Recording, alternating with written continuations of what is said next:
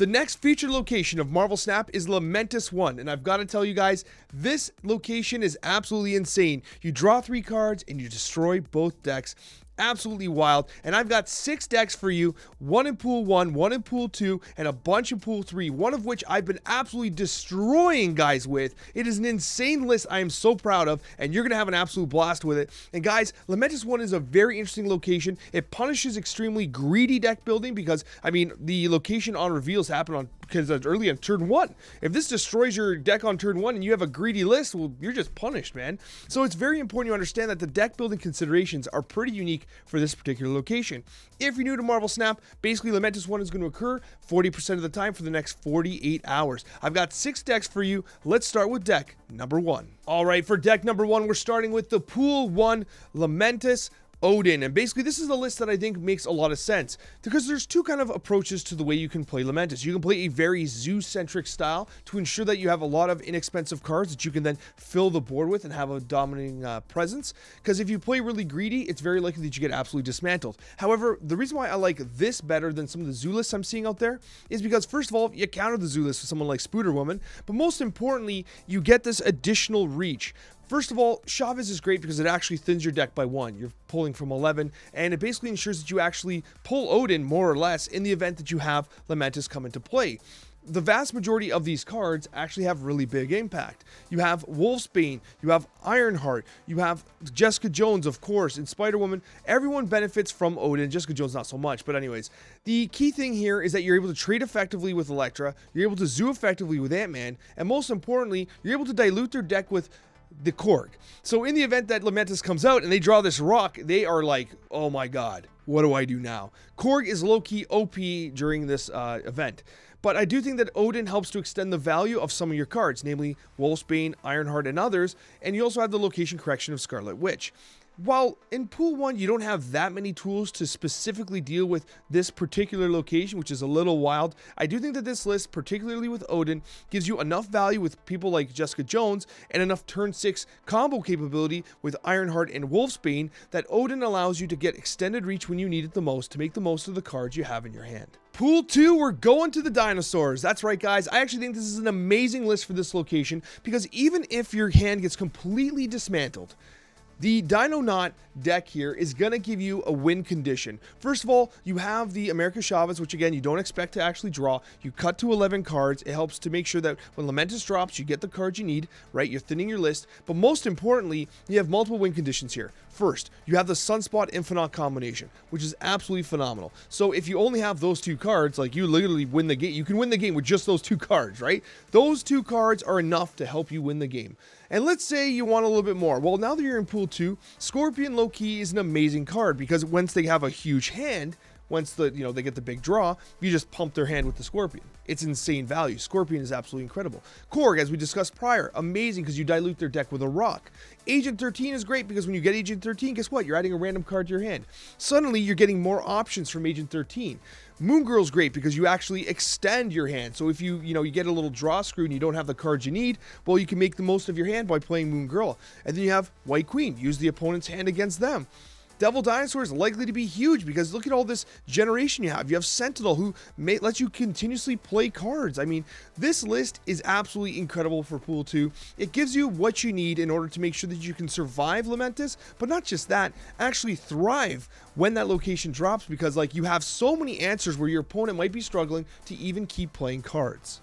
Would it go to surprise you that one of the best decks in Pool 3 for Lamentis happens to be a Deathwave list? Now, I do think that Death needs to get nerfed eventually, but however, in the time being, this is one of those lists that because of how upfront it is with a low curve, you actually get a lot of value out of it. If you think about it, whether or not Lamentis drops, yes, you get rid of Chavez for the same reason we've been getting rid of all the time. You want an 11-card deck. But most importantly, all these cards give you this opportunity to cycle and bring death down to 0 with Deathwave. And not only that, but Deadpool, incredible, because it just keeps popping back to your hand, doubling in power. You Carnage, you Mysterio, you Debris with the Killmonger, Death is 0. You have so much value on the board. Deadpool's bouncing back and forth. You're wiping out the hood for the demon. Like, this is one of those lists that suddenly just makes so much sense, because like you can make the most of it and just generate so much value where your opponents might be struggling to generate value, specifically with the Deadpool. If you don't have Deadpool, I think that there are better lists in this guide for Pool 3, but if you've got Deadpool, this is one you can rely on. All right, I really like this list a lot because, you know, I love Daredevil. Daredevil gives you the opportunity to see in advance what they're going to do on turn 5, which is absolutely great. And Daredevil gives you a lot of opportunity because they might not have all the answers they want in this particular list.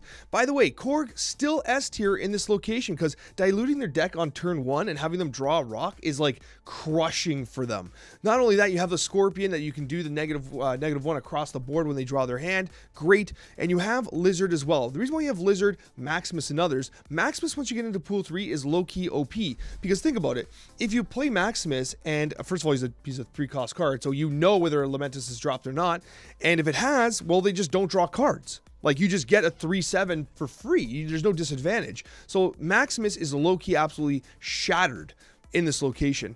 And then you have the rescue play, which I think is a lot of just a straight up high value played with Professor X, because it helps you to lock down the lane. Now, if you don't have rescue, don't fret. You don't have to play rescue. With someone like Maximus and Lizard, you're often able to use Daredevil to lock down with Professor X because you just have so much value on the board anyways. That's why Lizard and Maximus are in this list.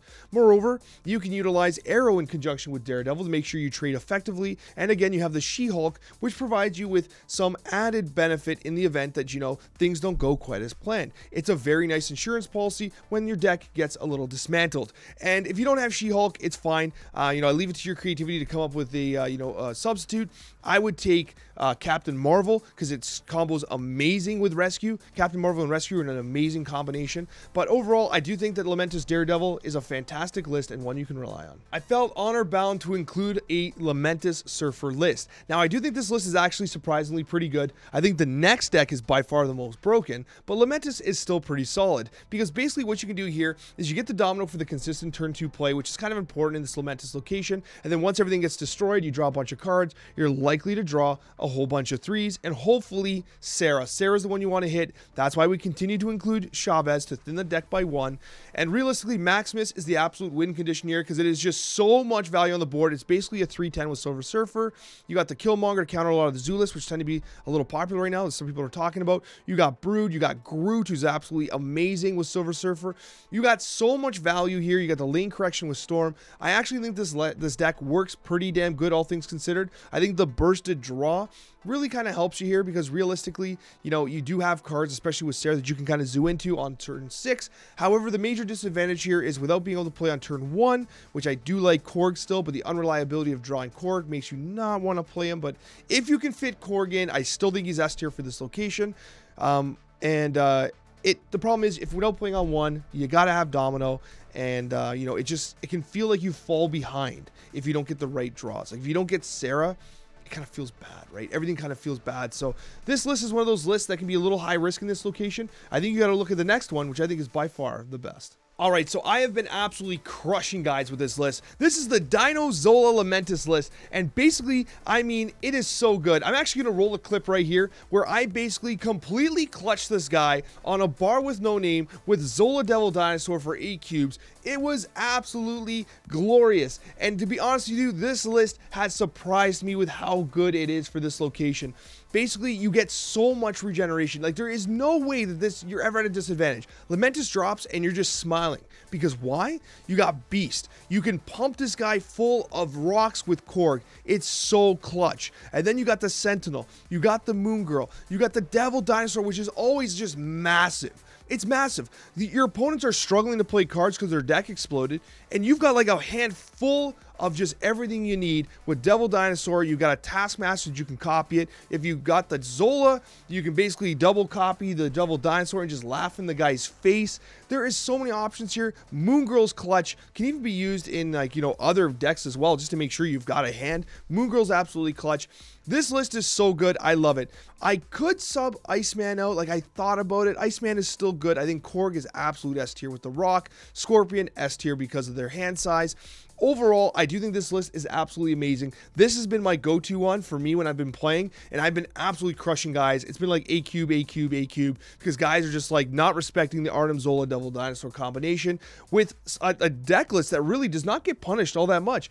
Like, even if you don't draw your Devil Dinosaur, Taskmaster, or Zola, like your White Queen pulls value out of their hand. So like, there are so many options for this list to be good. That's why it's one of the best for this location. Thanks for watching, guys. Got another video down below. Definitely check it out. Smash the like button if you'd like to support myself, this content, and the series. Thanks for watching, guys, and we'll see you in that next Marvel Snap video.